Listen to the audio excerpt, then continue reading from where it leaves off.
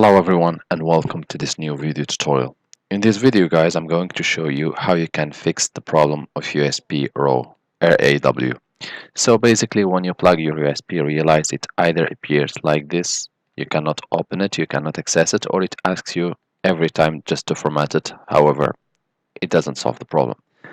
To solve the issue, I would invite you to open first your PC shortcut window and to make sure that your USB is visible to you.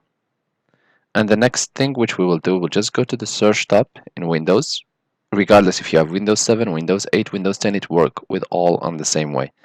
And type disk management.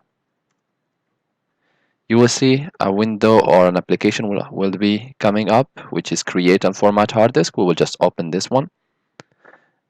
And we will have this little panel opening or this little window. It will take certain time to load based on how big and how fast is how big is your hard disks and how fast is your computer.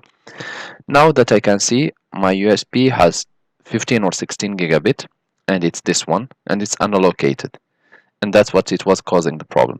So now we'll just click with the right button of the mouse inside of it, and I will just select new simple volume. We will click next. I will leave this simple volume size in megabit. I will leave it by default because this is the available size in my USB, and the minimum disk space is for system files. We'll just click next. Here you can always change the assigned drive letter. I will just put it on E, and we can just click next. Here we are going to name it again USB, or let's name it test. File system, allocation size, unit, default, volume label.